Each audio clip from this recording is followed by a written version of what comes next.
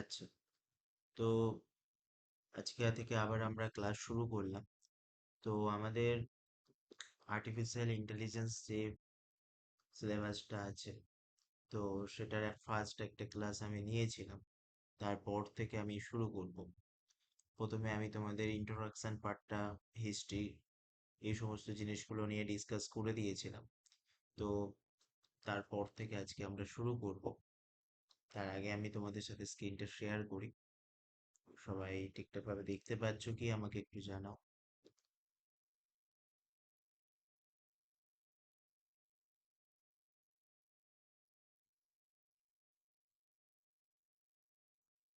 স্ক্রিনটা ঠিকঠাকভাবে দেখা যাচ্ছে? হ্যাঁ স্যার। ওকে, তো ঠিক আছে, চলো আজকে আমরা আমাদের পড়া শুরু করি। তো তোমাদের সিলেবাসটা একবার দেখিয়ে দিই। তোমাদের সেমিস্টার ফোরেতে আর্টিফিশিয়াল ইন্টেলিজেন্সের যে সিলেবাসটা আছে, তো সেখানে আমরা ফার্স্ট পার্ট যেটা ছিল, ইন্ট্রোডাকশন টু আর্টিফিশিয়াল ইন্টেলিজেন্স, এটা আগের ক্লাসে কভার করেছি। তো সেখানে আমরা ডেফিনেশন দেখেছি, স্কোপ অফ এআই দেখেছি, হিস্ট্রিক্যাল ওভারভিউ দেখেছি, হিস্টোরিক্যাল ওভারভিউ, কি মাইলস্টোন দেখেছি, difference in AI and human intelligence, এই কনসেপ্টটা নিয়েও কথাবার্তা বলেছিলাম। তো আজকে তোমাদের যে নেক্সট পার্টটা আছে, অর্থাৎ এআই সাবফিল্ডস অ্যান্ড টেকনোলজিস, যেখানে আমরা মেশিন লার্নিং, তার আন্ডারে supervised learning, unsupervised learning, reinforcement learning, এগুলো নিয়ে ডিসকাস করব। After that deep learning, neural নেটওয়ার্কসটা অনেক বড় হিউজ টপিক, এটা সম্পর্কে ডিসকাশন করব। নিউরাল ল্যাঙ্গুয়েজ প্রসেসিং, যেটাকে বলা হয় এনএলপি, সেটা সম্পর্কে আলোচনা হবে। দেন কম্পিউটার ভিশন। তো এটা হচ্ছে আমাদের নেক্সট পয়েন্ট, নেক্সট টপিক। তো চলো আমরা ফার্স্ট যে পার্টটা আছে, অর্থাৎ মেশিন লার্নিং, যার আন্ডারে আমরা সুপারভাইজ লার্নিং, আনসুপারভাইজ লার্নিং এবং রিইনফোর্সমেন্ট, এই তিনটে লার্নিং সম্পর্কে একটু জেনে নেওয়ার চেষ্টা করি। তো দেখো, ফার্স্ট যে ডেফিনেশনটা আমরা দেখতে পাচ্ছি, what is learning in AI. তো তোমরা ইতিমধ্যে সবাই এআই ইউজ করেছো, বিশেষ করে চ্যাট জিপিটি আসার পর থেকে এআই এর একটা হিউজ রেভলিউশন এসে গেছে এবং সবাই প্রায় এআই কে বিভিন্ন রকম প্রম্পট দিয়ে তাদের কাজ করে। তো এরকম মার্কেটে শুধু চ্যাট জিপিটিই নেই, হাজার একটা চ্যাটবট বলো, ভিডিও এডিটিং সফটওয়্যার বলো, ইমেজ এডিটিং সফটওয়্যার বলো, সমস্ত কিছু এখন এআই দিয়ে পসিবল হয়ে গেছে এবং এআই এর ইমপ্লিমেন্টেশন এখন সব ফিল্ডেই হয়েছে। তো এখানে আমরা যে জিনিসটা নিয়ে ফার্স্ট ডিসকাশন করব সেটা হচ্ছে লার্নিং ইন এআই। তো লার্নিং ইন এআই, তো তোমরা নিশ্চয়ই ইতিমধ্যে জেনে নিয়েছো যে এআই কে আমরা যে ডাটার উপর ট্রেন্ড করব, সে সেই মতো আমাদের আউটপুট প্রেডিক্ট করে দেবে। তো এআই কে ট্রেন করার জন্য একটা হিউজ ডাটা সেটের দরকার আছে, যার উপর ট্রেন্ড করে একটা এআই। ট্রেন্ড হয়ে সে, তারপর তার উপর থেকে তুমি তাকে যাই জিজ্ঞাসা করো, সে নিজস্ব ইন্টেলিজেন্স একটা লাগিয়ে তোমাকে তোমার কিওয়ার্ডের সাথে তোমার টোকেনের সাথে সম্পর্কযুক্ত আউটপুটটাই জেনারেট করে দেবে। তো এআই এর এইটাই বলা হচ্ছে এআই এর ইন্টেলিজেন্স। ওকে, তো এখানে আমরা যেটা দেখতে পাচ্ছি, what is learning in AI, তো কি বলেছে একটু পড়া যাক। Learning means to do the adapt the change in itself as and when they are in a change in environment. The learning rules is a technique for mathematical logic which encourage a neural network to gain from the existing conditions and uplift its performance. It is an iterative procedure.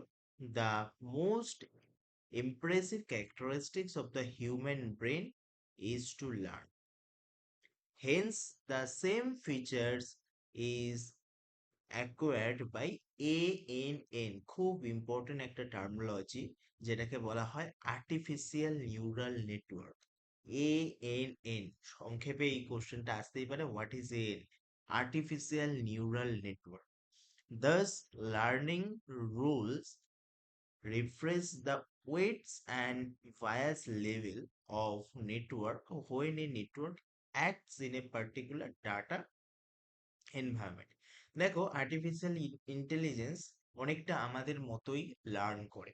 আমরা ছোটবেলা থেকে আজ পর্যন্ত যে যে জিনিস শিখেছি, যে জিনিস নিয়ে চর্চা করেছি, সেই বিষয়ে আমাদের নলেজ হয়েছে।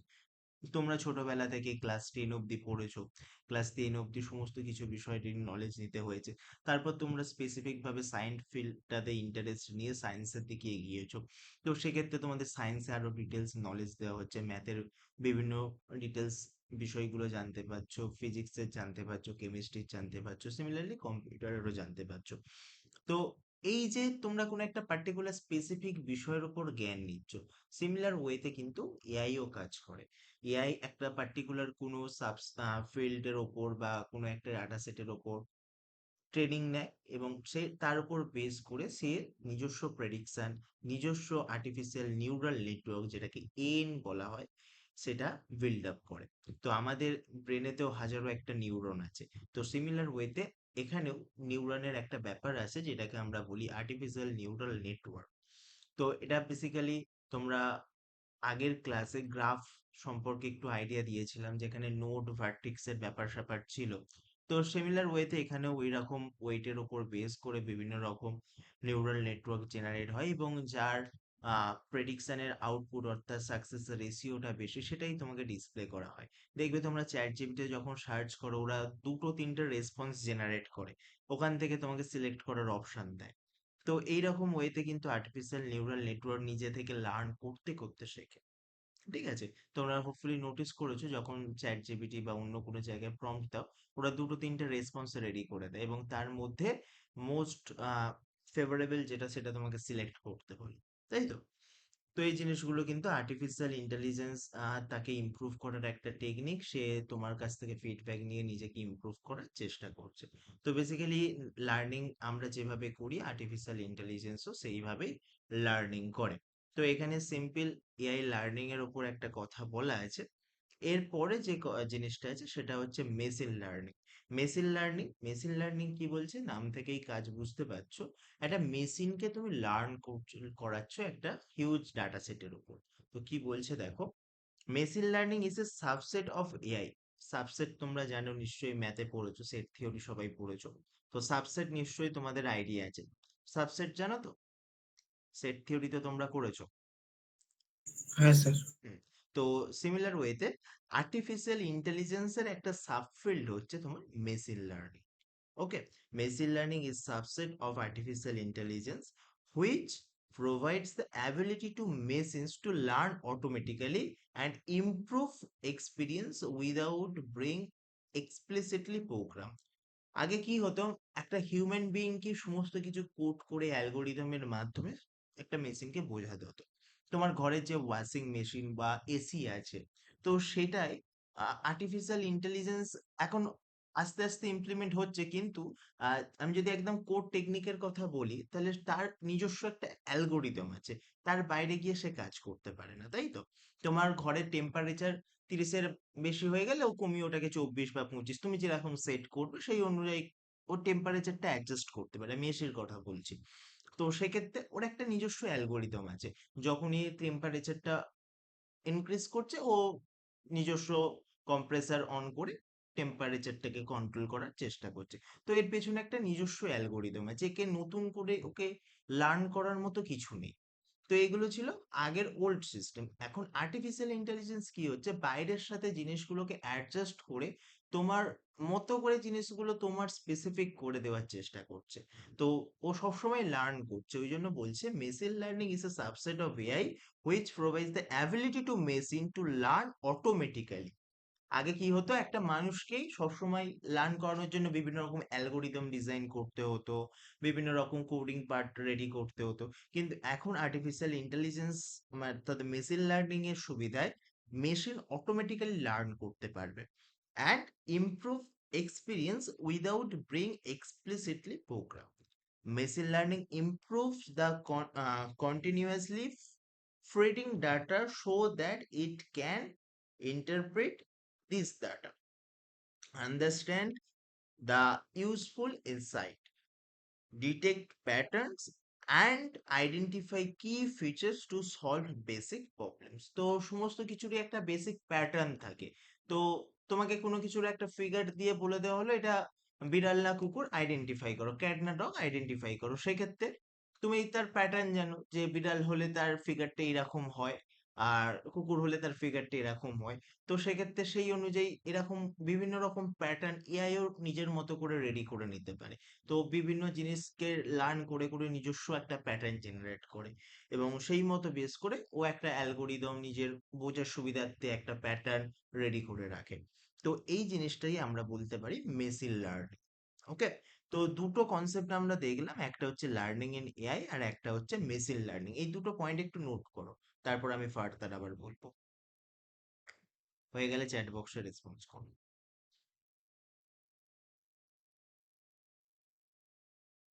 ফুলি সবাই হয়ে নোট গেছে। ডাউন করেছো?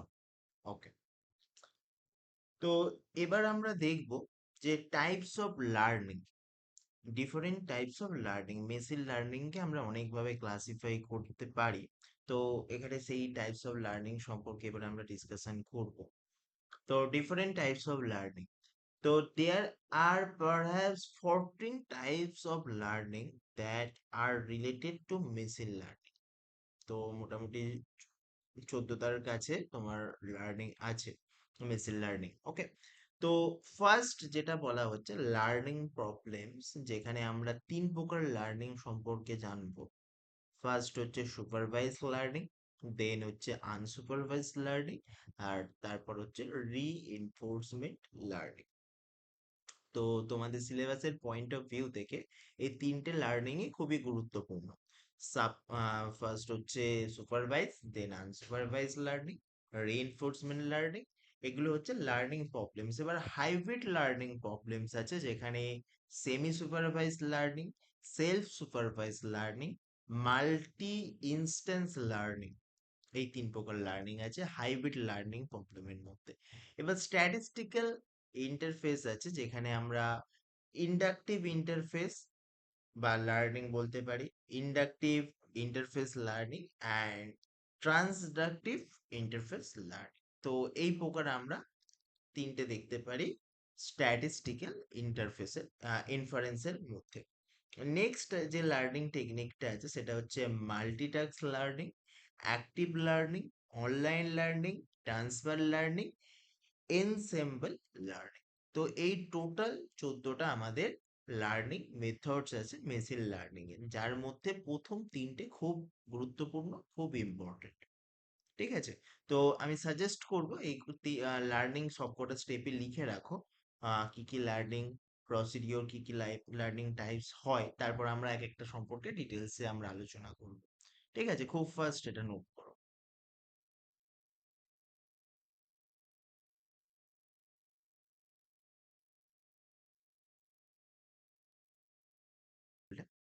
তো এবার আমরা এক একটা সম্পর্কে একটু ডিটেলসে আলোচনা করব, এবং এগুলো তোমাদের সিলেবাসের পয়েন্ট অফ ভিউ থেকে খুবই ইম্পর্টেন্ট টপিক। তো ফার্স্ট যেটা আসছে সেটা হচ্ছে আমাদের সুপারভাইজ লার্নিং। তো এটা অনেকটা আমরা এই ক্লাসে যে কাজটা করছি সেটার মতোই। মানে আমি তোমাদের সুপারভাইজড করছি কোনো একটা টপিক, এবং সেটা থেকে তোমরা লার্ন করছো। তো অনেকটা এই রকম টেকনিকের ওপরই সুপারভাইজ লার্নিংটা ডেভেলপ করেছে এআই এর লার্নিং একটা টেকনিক। তো কি বলছে দেখো, supervise learning is a class of application that involves a model to learn mapping between input vectors and the target variables। তো কথাটা হয়তো ঠিকঠাক ভাবে বুঝতে পারলে না, আমি একটু হেল্প করি। মানে এখানে লেভেল ডাটা ইউজ হয়। তোমাকে অনেক কটা ডগের ইমেজ আমি ফার্স্টে দেখিয়ে দিলাম, যে ডগ, বিভিন্ন ক্যাটাগরির ডগের ইমেজ আমি তোমাকে ফার্স্টে দেখালাম। তো সেই যে লার্নিংটা তুমি করলে তার থেকে, সেটাই বেসিক্যালি সুপারভাইজ। আমি তোমাকে সুপারভাইজড করলাম যে এইটা এই লেভেল ওয়াইজ ডগের ইমেজ, এইগুলো হচ্ছে ডগের ইমেজ, ক্যাটাগরি করে দিলাম এই সমস্ত কিছুই ডগের বিভিন্ন ক্যাটাগরি, ডগের ইমেজ। তো তার উপর বেস করে তুমি যে লার্নটা করলে সেটাই হচ্ছে সুপারভাইজ লার্নিং। অর্থাৎ একটা লেবেল ডাটা তোমাকে আগে থেকেই আমি বলে দিচ্ছি, এটা ডগ, এটা ক্যাট, অর্থাৎ একটা লেবেল আমি জুড়ে দিচ্ছি আগে থেকে। এইরকম হলে এটা ডগ, এটা ক্যাট। তার উপর বেস করে এবার তোমাকে আননোন একটা সোর্স থেকে একটা, যখন কোনো একটা ডগের ইমেজ দেখাচ্ছে যেটা তুমি আগে কখনো দেখোনি, তাহলে তুমি সেই প্যাটার্ন ওয়াইজ প্রেডিক্ট করে বলে দিতে পারবে যে এটা ডগ, এটা ক্যাট। তো এই ধরনের লার্নিং টেকনিকটা হচ্ছে সুপারভাইজ লার্নিং। তো সুপারভাইজ লার্নিং সেটাই বলছে, supervise learning is a class of application that involves a model to learn mapping between input vectors and the target variables. কি বলছে দেখো, supervise lean oversee the direct a certain activity and make sure it's done correctly। মানে তোমাকে আমি ডগের image দেখেই dog, এটা আমি বলবো যে এটা ডগ কিনা প্রেডিক্ট করে বলো। তোমাকে আমি ক্যাটের ইমেজকে ডগ বললে তো তুমি ভুল শিখবে। তো সেক্ষেত্রে তোমাকে যে ডাটাটা, লেবেল ডাটাটা দিতে হবে সেটা যেন একদম কারেক্ট হয়। তো তাই জন্য বলছে oversee the direct content activity and make sure it done correctly। The machine learn under guidance, মানে কোনো একটা সুপারভাইজ, কোনো টিচার হতে পারে বা কোনো কিছু হতে পারে, যেমন তোমরা শিখছো। তো এটা বেসিক্যালি সুপারভাইজ লার্নিং, ওই জন্য বলছে learns under guidance, so that school and teachers are guided us and taught us. তো এই যে আমাদের যে স্কুলে বলো বা আমি যেভাবে তোমাদের ক্লাস নিচ্ছি বা অন্য স্যাররা যেভাবে তোমাদের ক্লাস নিচ্ছেন, তোমাদের একটা গাইডেন্সের মাধ্যমে ক্লাস নিচ্ছে। তো এই ধরনের লার্নিং সেটাই ইন্ডিকেট করছে। So teacher in this case is the training data. Teacher in this case is the training data, মানে আমি যে ডাটাগুলো প্রোভাইড করছি সেটা তোমাকে ট্রেন করতে সাহায্য করছে। Here machine learning learn by feeding them a level data. এই লেভেল ডাটাটা যখনই দেখতে পাবে ভাববে সেটা হচ্ছে সুপারভাইজ লার্নিং। যখনই কোনো লেভেল ডাটার সাথে কোনো মেশিন লার্নিং কে ট্রেন করা হয়, কোনো মেশিন অ্যালগোরিদম ট্রেন করা হয়, তো সেটা হচ্ছে আমাদের supervise learning as input. And model is build to predict the exact out first learning mechanisms with high accuracy. অ্যাকিউরেসিটা কিন্তু হাই দিতে হবে, কারণ তুমি যদি ডগের সাথে ক্যাট মিশিয়ে তুমি একটা মডেলকে ট্রেন করো যে ডগ ক্যাট, মানে ডগের সাথে তুমি ক্যাটের ইমেজও দেখিয়ে দিয়েছো, ক্যাটকেও তুমি ডগ হিসেবে মডেলকে বলে দিয়েছো, তাহলে সে কিন্তু প্রেডিকশনও ভুল করবে। তোমাকে যখন ট্রেনিং করাতে হবে তোমার ডাটাটাকে কিন্তু একদম অ্যাকিউরেট রাখতে হবে, ওই জন্য হাই অ্যাকিউরেসির ডাটা কিন্তু প্রয়োজন পড়ছে। সুপারভাইজ লার্নিং এ তুমি যদি ভুল কিছু শেখাও, মডেলও ভুল শিখবে। তো সেক্ষেত্রে তোমাকে পুরো প্রপার যে আউটপুট এবং লেভেল ডাটা সেটাকে একদম কারেক্ট হতে হবে, পারফেক্ট অ্যাকিউরেসি প্রায় 100%-এর কাছে রাখতে হবে, তবে গিয়ে মডেল প্রপার ভাবে কাজ করবে। তো কি বলছে দেখো, there are two main types of supervised learning problem. তো এখানে দু ধরনের সুপারভাইজ লার্নিং প্রবলেমস চলে আসে, একটা হচ্ছে ক্লাসিফিকেশন আর একটা হচ্ছে রিগ্রেশন। ক্লাসিফিকেশন নাম থেকেই বুঝতে পারছো, অর্থাৎ বিভিন্ন জিনিসকে ক্লাসিফাই করা। তো কি বলছে দেখো, supervise learning problem that involves predicting A class level and example of classification problem would be the MNIST hard written digit that set there the input and image of the handwriting digit। এই যে MNIST মানে হচ্ছে তুমি handwriting করে 1 থেকে 9 অব্দি লিখেছো বা 0 থেকে 9 অব্দি লিখেছো, সেটা মডেল প্রেডিক্ট করবে যে তুমি 1 লিখেছো না 4 লিখেছো না 5 লিখেছো না 6 লিখেছো। তো এইটাকে বলা হয় MNIST hand written digit that set where the input are image handwritten digit pixel data। তো তোমাদের এরপরে একটা টপিক আছে যেটা বলা হচ্ছে কম্পিউটার ভিশন। তো এই কম্পিউটার ভিশনে আমরা পিক্সেল সম্পর্কে আইডিয়া আরো ক্লিয়ার হবে। পিক্সেল জিনিসটা কি, কিভাবে কম্পিউটার ভিশন করে, কিভাবে দেখে, কিভাবে ডিসিশন নেয়, তো ওখানে গিয়ে আমরা জিনিসটার কনসেপ্ট আরেকটু বেটার ভাবে পাবো। তো এখানে একটা ডাটা সেটের ওপর ট্রেন করা হচ্ছে, মডেলটা বেসিক্যালি কাজ করবে কি, একটা হ্যান্ড রিটেন সে দেখে বলে দিতে পারবে। এটা নাম্বারের ক্ষেত্রে বেসিক্যালি MNIST হ্যান্ড রিটেন এরকম একটা ডাটা সেট পাওয়া যায়, তার উপর মডেলকে ট্রেন করানো যায়। তো সেক্ষেত্রে সে, তুমি কোনো কিছু একটা হ্যান্ড রিটেন সংখ্যা লিখলে ও সেটাকে প্রেডিক্ট করে বলে দেবে যে এটা কি লিখেছো, 8 লিখেছো না 9 লিখেছো না 10 লিখেছো, যা লিখেছো ওটা প্রেডিক্ট করেও বলে দেবে। তো এই জিনিসগুলোকে বলে ক্লাসিফিকেশন প্রবলেম। তো এখানে সেটাই বলছে, supervise learning problem that involves predicting A class level, অর্থাৎ 1 কে সে একটা ক্লাসে আইডেন্টিফাই করছে, 0 কে একটা ক্লাসে আইডেন্টিফাই করছে, 2 কে একটা ক্লাসে আইডেন্টিফাই করছে। মানে এই জিনিসগুলো থাকলে সেটাকে 2 বলা হয়। আই থিংক এই ডাটা সেটটা অ্যাভেলেবেল আছে। দাঁড়াও,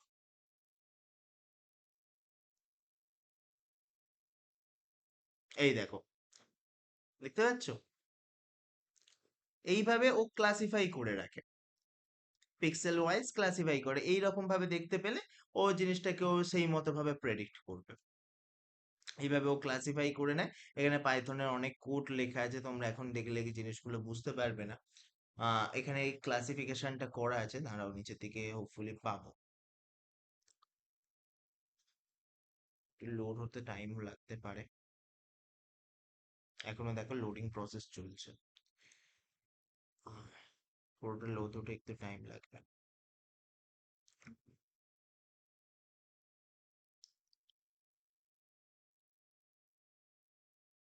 দেখো, এখানে এই 7 কে গুলো পিক্সেল হিসেবে আইডেন্টিফাই করে রেখেছে, ক্লাসিফাই করেছে। তো এইভাবে বিভিন্ন ভাবে আমরা হ্যান্ড রিটেন ডিজিট গুলোকে ক্লাসিফাই করে নিতে পারি।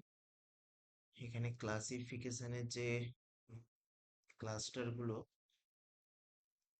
ঠিক আছে, এখানে দিচ্ছে না। দেখো কিভাবে কি কোনটা কোথায় রেখেছে, ক্লাসিফাই করেছে।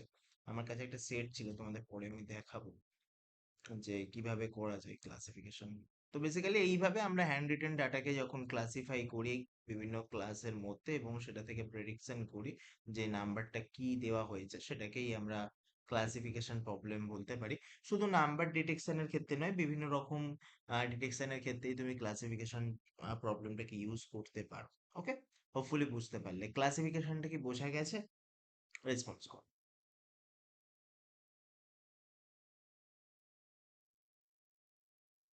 Yes, sir. হোপফুলি বুঝতে পেরেছো। তো এখানে নাম্বারের মাধ্যমে আমি এক্সাম্পলটা দিলাম। এখানে বিভিন্ন রকম ভাবে বিভিন্ন জিনিসের ক্লাসিফিকেশন করে একটা প্যাটার্ন জেনারেট করে আলাদা আলাদা ক্লাস তৈরি করা যেতে পারে। তো নেক্সট যে কনসেপ্টের কথা আমরা বলবো সেটাকে বলা হচ্ছে রিগ্রেশন। ঠিক আছে, কি বলছে দেখো, supervise learning problem that involves predicting the numerical level, both classification and regression problem may have one and more input variables, and input variables may be any data type such as numerical or categorical. তো এর উপর base করে আমরা regression লার্নিংটাকে করতে পারি। দেখো, regression একটা huge concept, তোমাদের সিলেবাস ওয়াইজ আমি যেটা দেখলাম, তোমাদের ওরকম কোনো পুরো কনসেপ্ট ওয়াইজ ডিসকাশনের কোনো ব্যাপার রাখেনি, জাস্ট সুপারভাইজ, আনসুপারভাইজ আর রিইনফোর্সমেন্ট লার্নিং সম্পর্কে বলেছে। রিগ্রেশনের মধ্যেও আবার বিভিন্নভাবে ক্লাসিফাই করা যায়। তোমরা ম্যাথে স্ট্রেট লাইনের ইকুয়েশন পড়েছো, স্ট্রেট লাইনের ইকুয়েশন কি বলো? স্ট্রেট লাইনের ইকুয়েশন কি? স্যার কি শুনতে পেলাম? স্ট্রেট y is লাইনের, equal to mx equal to mx plus c. Yes. তো এইরকম বিভিন্ন স্টেট লাইনের ইকুয়েশন থেকে রিগ্রেশনটা জেনারেট করা যায়। Y equals to M X plus C equation থেকে স্টেট লাইন, লিনিয়ার রিগ্রেশন, এখান থেকে আমরা লিনিয়ার রিগ্রেশনের ডেফিনেশন পাবো, লগারিদমিক রিগ্রেশন আছে, বিভিন্ন রকম রিগ্রেশনের ক্লাসিফিকেশন আছে। এটা অনেকটা স্ট্যাটিস্টিক্যাল ওরিয়েন্টেড, তোমরা স্ট্যাটিস্টিক্যাল সম্পর্কে নিশ্চয়ই জানো। তো সেই স্ট্যাটিস্টিক্যাল ওরিয়েন্টেড এই জিনিসগুলো অনেকটা, ঠিক আছে।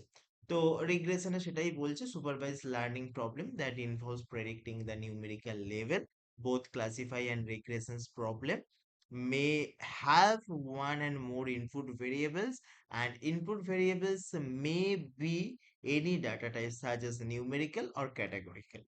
For an example of regression problem would be the Western house prices data set. তো বেসিক্যালি একটা একটা হাউস প্রাইসিং ডাটা সেট, যেখানে বিভিন্ন লোকেশন ওয়াইজ তুমি প্রেডিক্ট করতে পারো যে একটা বিএইচকে ওয়াইজ হাউসের প্রাইস কত হবে, 1 বিএইচকে, 2 বিএইচকে। বিএইচকে হোপফুলি জানো তোমরা। তো তার উপর বেস করে প্রাইসের মানে হাউসের প্রাইস প্রেডিক্ট করা হয়, ঠিক আছে। তো এই এখানে একটা Boston data set price data set, where the inputs are variables that describe the neighbors and output of the house predict in dollars। তো এটা একটা ডাটা সেটের উপর ট্রেন করা। হোপফুলি এই ডাটা সেটটা অ্যাভেলেবেল আছে। একবার দেখা যাক, ওপেন করি। তো এখানে ওয়েস্টার্ন ডাটা সেটেরও কথা বলা হয়েছে, এখানে প্রবলেম স্টেটমেন্টটা দেওয়া আছে, পাইথন স্ক্রিপ্ট অনেক কিছু লেখা আছে, তোমরা এগুলো এখন বুঝতে পারবে না। এর উপর বেস করে একটা মডেলকে ট্রেন করা হয়েছে। বেসিক্যালি এগুলো এক্সেল সিটের ডাটা সেটের উপর তুমি ট্রেন করতে পারো, বিভিন্ন রকম সিটের ডাটা সেটের উপর তুমি মডেলকে ট্রেন করতে পারো।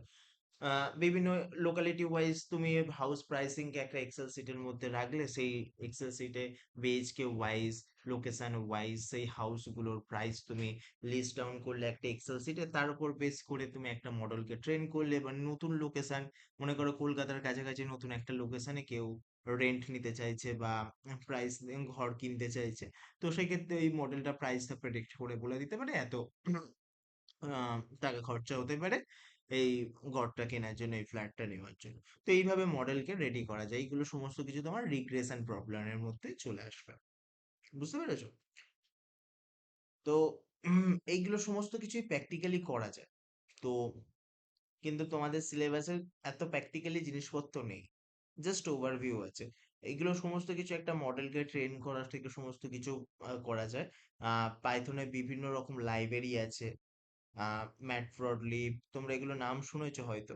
তো এই সমস্ত বিভিন্ন ম্যাথামেটিক্যাল ফাংশন নিয়ে কাজ করার জন্য বিভিন্ন রকম লাইব্রেরি আছে, স্ট্যাটিস্টিক্যাল বিভিন্ন লাইব্রেরি আছে, যেগুলোর উপর বেস করে তুমি মডেলকে ট্রেন করতে পারো। ওকে, তো জাস্ট একটু ওভারভিউ তোমাদের দেওয়া হচ্ছে সুপারভাইজ লার্নিং জিনিসটা কি। সুপারভাইজ লার্নিং একদম সিম্পল ভাষায় মনে রাখো, একটা টিচার একটা স্টুডেন্টকে যেভাবে পড়ে সেটাই হচ্ছে তোমার সুপারভাইজ লার্নিং, অর্থাৎ একটা লেভেল ডাটা তোমাকে আগে থেকেই ডাটাটা যেটা প্রোভাইড করা হচ্ছে তার একটা লেভেলিং এর সাথে দেওয়া হচ্ছে, এটা ডগ, এটা ক্যাট, ঠিক আছে? তো এই রকম ভাবে লেভেলিং ডাটা যখন তোমাকে প্রোভাইড করা হবে, তো সেটা সুপারভাইজ লার্নিং এর আন্ডারে পড়বে। সবসময় মনে রাখবে, টিচার স্টুডেন্টকে যেভাবে পড়ায় সেটাই তোমার সুপারভাইজ লার্নিং এর এক্সাম্পল। এইভাবে যখন কোনো একটা এআই মডেল লার্ন করে, সেটাই হচ্ছে আমাদের সুপারভাইজ লার্নিং। ক্লিয়ার সবার কাছে? বুঝতে পারলে? হ্যাঁ স্যার। কনসেপ্ট গুলো কিন্তু অনেক ডিটেলসে অনেক কিছু আছে, আমি জাস্ট গল্পের মতো তোমাদের ওভারভিউ দেওয়ার চেষ্টা করছি। ঠিক আছে, আমরা কোশ্চেন পেপার যখন প্র্যাকটিস করবো দেখবো এইরকম ওভারভিউ এর উপরেই কোশ্চেন আসছে। এটা কিন্তু অনেক ডেপথের টপিক। এই যে সুপারভাইজ লার্নিং বলো, আনসুপারভাইজ লার্নিং বলো, রিইনফোর্সমেন্ট লার্নিং বলো, এগুলো যদি প্র্যাকটিক্যাল অ্যাপ্রোচ নিয়ে বসো, এখন মাসের পর মাস কেটে যাবে। একটা মডেলকে কিভাবে ট্রেন করা হয়, পাইথন স্ক্রিপ্ট লিখতে হবে, তার জন্য ডাটা কালেক্ট করতে হবে, তো এই মাসের পর মাস বেরিয়ে যাবে। তো এইগুলো জাস্ট একটা তোমাদের ওভারভিউ দেওয়া হচ্ছে কিভাবে একটা আর্টিফিশিয়াল ইন্টেলিজেন্স কাজ করে, সেটার একটা ওভারভিউ আইডিয়া। ওকে, তো নোট করো, হয়ে গেলে এটা জানাও।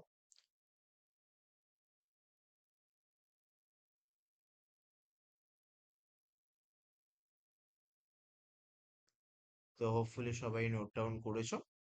তো এবার আমরা যে জিনিসটা নিয়ে পড়াশোনা করব সেটা হচ্ছে আনসুপারভাইজ লার্নিং, খুব ইম্পর্ট্যান্ট একটা লার্নিং টেকনিক।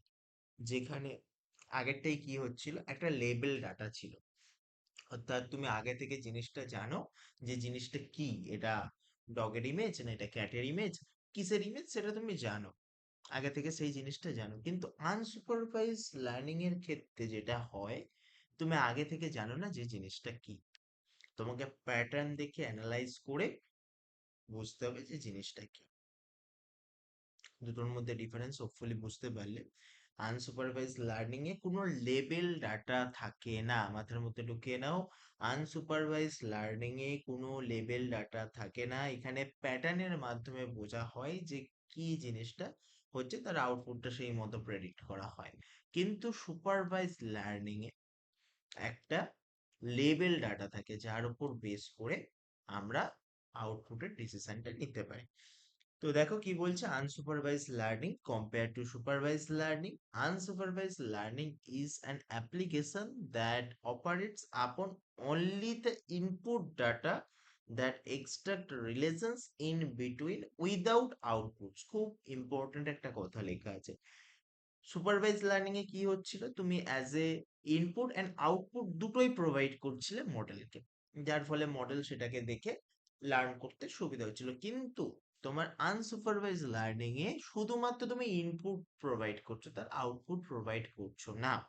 তো সেক্ষেত্রে যে লার্নিংটা হচ্ছে মডেলের, সেটা হচ্ছে আনসুপারভাইজ লার্নিং। তো তাই জন্য বলছে, compare to supervise learning, unsupervise learning is an applications to operate upon only the input data and extract relation, অর্থাৎ মডেল নিজে থেকে রিলেশন বিল্ড আপ করবে in the data without outputs or target variables. Output আর target variables একই বলতে পারো, মানে যেটা জেনারেট হয়ে দিচ্ছে ইউজিং এ মডেল। কি বলছে দেখো, in unsupervise learning there is no instructor or teacher, যেটা সুপারভাইজ লার্নিং এর ক্ষেত্রে ছিল। The algorithm must learn to make sense of data without this guide. অর্থাৎ আগে একটা গাইডেন্সের ব্যাপার ছিল, একটা সুপারভাইজার বা একটা টিচার বা একটা গাইডেন্স দেওয়ার কেউ ছিল, যে লার্ন করার সময় একটা লেভেল ডাটা প্রোভাইড করছিল। কিন্তু আনসুপারভাইজ লার্নিং এ সেরকম কোনো কিছু ইনস্ট্রাক্টর নেই। তার ফলে কি হচ্ছে, the algorithm must learn to make sense of data without this guide. Here the machines is train to unlabel data without any guidance. তো এখানে তোমার ইনপুটের ওপরই মেশিনটা ট্রেন করবে এবং সেখান থেকে একটা কমন প্যাটার্ন অ্যানালাইজ করার চেষ্টা করবে। The machine has no figure out the data set given and it has to find hidden patterns. যে কথাটা আমি বারবার বলছিলাম, সুপারভাইজ লার্নিং এ খুব ইম্পর্টেন্ট কনসেপ্ট হচ্ছে hidden patterns in the order to make predictions. Unsupervise learning এর ক্ষেত্রে হিডেন প্যাটার্ন বের করা হয় ইনপুটের ওপর বেস করে। মনে করো একটা দোকানে কাস্টমারের বিহেভিয়ার তোমাকে অ্যানালাইজ করতে হবে, কোন কাস্টমারটা এসে তোমার কাছে কিনবে। তো সেটার উপর একটা মডেলকে ট্রেন করা হলো যে এর কেনার প্রেডিকশন এত, এর কেনার প্রেডিকশন এত। তো এইগুলো কি, তুমি আগে থেকে আউটপুটটা জানো না যে লোকটা কিনবেই আমার দোকানে, তুমি কি করছো, একটা মডেলকে দিয়ে পুরো কাস্টমার, তোমার অনলাইনে যে শপিং ওয়েবসাইট বলো বা ই কমার্স সাইট গুলো বলো, সেগুলো তোমার বিহেভিয়ার বোঝে। সেখানেও আনসুপারভাইজ লার্নিং ব্যাকগ্রাউন্ডে কাজ করছে, তোমার বিহেভিয়ার দেখেও বুঝে দিতে পারে যে তোমার কেনার চান্সেস কতটা। ওকে, সেই মতো তোমাকে ও অ্যাডভার্টাইজমেন্ট শো করবে বা শো করবে না। তো এইগুলো সমস্ত কিছুই ব্যাকগ্রাউন্ডে কিন্তু সুপারভাইজ লার্নিংটা কাজ করছে, যার ফলে মডেল আগে থেকেই প্রেডিক্ট করতে পারছে যে কাস্টমার বিহেভিয়ার কিরকম হবে। বা মেল, আমাদের অনেক সময় মেল ফিল্টার একটা জিনিস থাকে মেলের, জিমেলের ক্ষেত্রে তোমরা দেখবে যে মেলের যদি কিছু পার্টিকুলার প্যাটার্ন জিমেল আইডেন্টিফাই করে, সে ওটাকে স্প্যামে ফেলে দেয়। যেমন ফ্রিকুয়েন্টলি ফ্রি কথাটা ব্যবহার করলে, বা ডিসকাউন্ট বা কোনো লোভনীয় অফার থাকলে, ফ্রি বা কোনো লিঙ্ক থাকলে থার্ড পার্টি ওয়েবসাইটে, ওগুলো স্প্যাম ফিল্টারেও ফেলে দেয়। তাই তো, তোমরা নিশ্চয়ই অবজার্ভ করেছো। এক্ষেত্রে অনেক ইম্পর্টেন্ট মেলও অনেক সময় স্প্যাম ফিল্টারে চলে যায়, তাই তো। স্প্যাম ফিল্টার জানো তো তোমরা সবাই,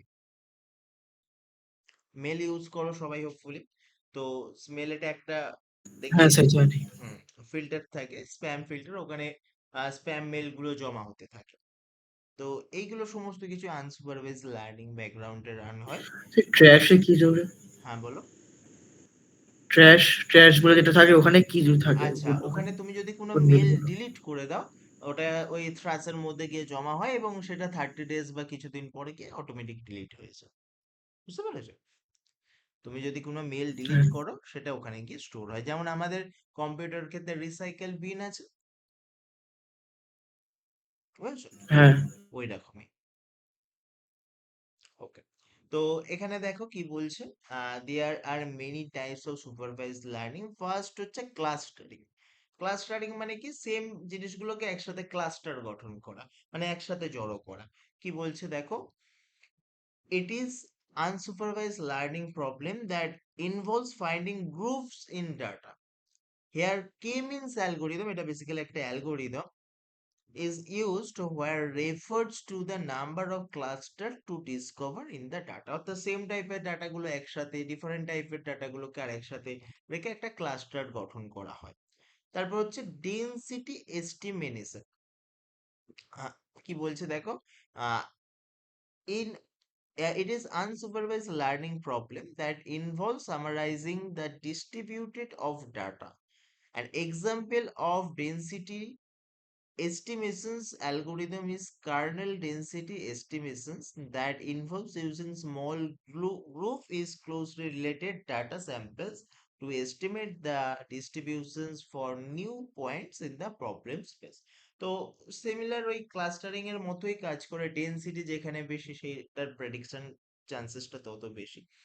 দেন হচ্ছে ভিজুয়ালাইজেশনস, it is a unsupervised learning problem that improves creating plot of data. আমরা গ্রাফ ইউজ করি, গ্রাফের ক্ষেত্রে কি হয়, প্লটিং করতে হয়। তো এখানেও একটা ভিজুয়ালাইজেশনের জন্য সেম টাইপের ডাটাগুলোকে প্লটিং করে এক জায়গায় রাখা হলো, সেক্ষেত্রে আমরা আনসুপারভাইজড এই ভিজুয়ালাইজেশন টেকনিকটা ইউজ করতে পারি। প্রজেকশনস কি বলছে দেখো, it is unsupervised learning problem that involves creating a lower dimension representations of data. Lower dimension বলতে আমরা ম্যাথ করেছি, তো সেক্ষেত্রে ডাইমেনশন জিনিসটা সম্পর্কে তোমরা নিশ্চয়ই আইডিয়া রাখো, 1D 2D 3D। তো এইভাবে তুমি যদি কোনো কিছু একটা ডাটা সেটকে প্রজেক্ট করো, তো সেক্ষেত্রে যে জিনিসটা দাঁড়ায় সেটা হচ্ছে আমাদের আনসুপারভাইজ লার্নিং এর প্রজেকশন। অর্থাৎ আহ, তুমি যদি ক্লাসিফাই ঠিকঠাক ভাবে না করতে পারো, সেক্ষেত্রে তুমি ডাইমেনশন বাড়াও। তুমি 1D তে যদি দেখাতে না পারো, 3D তে দেখাও, 3D না হলে 4D তে দেখাও। তো আমাদের রিয়েল লাইফ অবজেক্ট সব 3D। এবার তুমি যদি আরো বেশি ভাবে ক্লাসিফাই করতে চাও, সেগুলোকে তুমি এবার ডাইমেনশন বাড়িয়ে বিভিন্ন প্লেনে সেগুলোকে অ্যালাইন করতে পারো। তো এই জিনিসগুলো সমস্ত কিছু আমার চলে আসছে কিছুর আন্ডারে আনসুপারভাইজড লার্নিং এর। আনসুপারভাইজ লার্নিং যখনই বলবে সবসময় মাথায় রাখবে এখানে কোনো লেবেল ডাটা থাকে না। অর্থাৎ আগে সুপারভাইজ লার্নিং এ যেরকম লেবেল ডাটা থাকতো, একটার সাথে একটা আউটপুট মানে ইনপুট আউটপুট দুটো একসাথেই প্রোভাইড করে একটা মডেলকে লার্ন করানো হতো সুপারভাইজ লার্নিং এর ক্ষেত্রে। কিন্তু আনসুপারভাইজ লার্নিং এ কোনো রকম ভাবে লেবেল ডাটা থাকবে না। এখানে সমস্ত কিছুটাই হিডেন প্যাটার্ন অ্যানালাইজ করে, মানে ইনপুট যেটা প্রোভাইড করেছে তার মধ্যে থেকে হিডেন প্যাটার্ন অ্যানালাইজ করে ও আউটপুট জেনারেট করবে। বুঝতে পেরেছো? হ্যাঁ স্যার। ওকে। তো আনসুপারভাইজ লার্নিংটা খুব ফার্স্ট একটু লিখে নাও।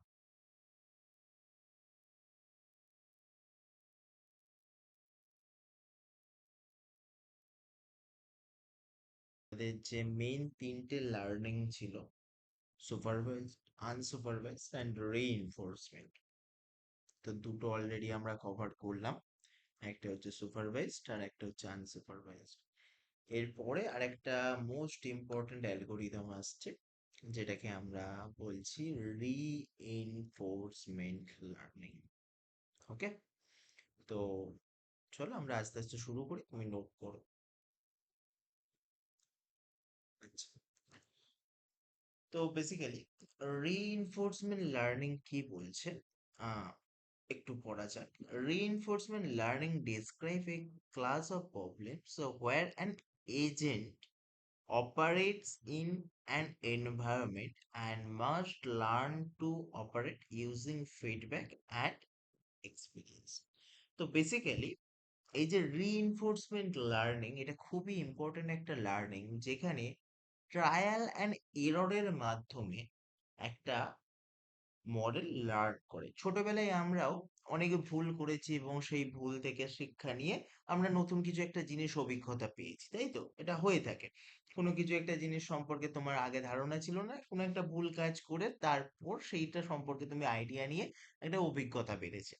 তো এই যে কনসেপ্টটা, এই কনসেপ্টের উপর আমাদের যে মডেল টেকনিকটা রান করে, সেই টেকনিকটার নাম হচ্ছে রিইনফোর্সমেন্ট লার্নিং। অর্থাৎ কোনো কিছু একটা ভুল করে সেটা থেকে শিক্ষা নেওয়া, সোজা কথা এটা। তো রিইনফোর্সমেন্ট টেকনিকের সেটাই হচ্ছে ফান্ডা। অর্থাৎ এখানে ট্রায়াল এন্ড এররের মাধ্যমে একটা মডেল শিখবে। যদি মডেলটা ঠিক হয়, অর্থাৎ সে কিছু পয়েন্ট গেইন করবে, আর যদি মডেলের প্রেডিকশন ভুল হয় অর্থাৎ এরর আসে, সেক্ষেত্রে সে কিছু পয়েন্ট হারাবে। তো এইভাবে ট্রায়াল এন্ড এররের মাধ্যমে একটা মডেল যখন লার্ন করে তখন সেটাকে বলা হচ্ছে রিইনফোর্সমেন্ট লার্নিং। কি বলছে দেখো, reinforcement learning describe A class of problems where the agent, agent মানে যে কোনো মডেলের কথা তুমি ধরতে পারো, অপারেটস ইন অ্যান এনভায়রনমেন্ট, অর্থাৎ একটা কোনো পার্টিকুলার, যে তোমরা নিশ্চয়ই হোপফুলি নোটিস করেছো যে এখন অনেক বট পাওয়া যায় যারা খাবার সার্ভিস দেয়। দেখেছো কি তোমরা? হোটেলে এখন অনেক এরকম বট থাকে যারা কোনো একটা রুমে মনে করো কোনো কিছু একটা ডেলিভারি দিতে হবে, তো এই বটের মাধ্যমে এখন ডেলিভারি হয়। তোমরা কোনোদিন কি দেখেছো কোনো টিউটোরিয়াল বা কিছুতে? দেখেছো কি? আইডিয়া আছে, নাহলে আমি বলবো, বলো। স্যার ইউটিউবে তো দেখেছি। আচ্ছা, দেখেছো। তো বেসিক্যালি হ্যাঁ স্যার। হুম, ওই বট গুলোকে যখন আনা হয়, মানে রোবট বলতে পারো, ওদের ফার্স্ট টাইম ওই মানে হাউসটা বা ফ্ল্যাটটা সম্পর্কে কোনো আইডিয়া থাকে না, কোথায় দরজা কোথায় কি, ও সম্পর্কে কোনো আইডিয়া থাকে না। ও গিয়ে অন্য জায়গায় অন্য ঘরে চলে যায়, এইভাবে যেতে যেতে আস্তে আস্তে ও কি করে, ওর মেমোরির মধ্যে ওই জিনিসগুলো স্টোর হতে থাকে। 101 নাম্বার ঘর লেফট সাইড, 102 নাম্বার ঘর রাইট সাইড, এইভাবে ও একটা ম্যাপিং তৈরি করে নেয়। ফার্স্ট টাইম ও এরর করবে, তারপরে 2-3 দিন ও কাজ করার পরে ও ঠিকঠাক ভাবে প্রেডিক্ট করে ও যে ঘরে ডেলিভারি পৌঁছানোর কথা ওই ঘরেতে গিয়েই ও ডেলিভারি পৌঁছে দিয়ে আসবে। তো এইভাবে ট্রায়াল অ্যান্ড এররের মাধ্যমে একটা মডেল যখন, একটা রোবট যখন নিজে থেকে লার্ন করছে, সেটাই আমরা বলছি reinforcement learning. Agent interact with its environment, যে কথাটা বললাম, একটা ফ্ল্যাট, একটা নতুন ফ্ল্যাটে নিয়ে গেলে আবার যখন ওই মডেলটাকে ওই ফ্ল্যাট থেকে অন্য ফ্ল্যাটে নিয়ে চলে যাবে, অন্য বাড়িতে নিয়ে চলে যাবে, সেক্ষেত্রে কিন্তু ও প্রথম 2-1 দিন ওই ভ্যাবাচ্যাকা খাবে কোথায় কি।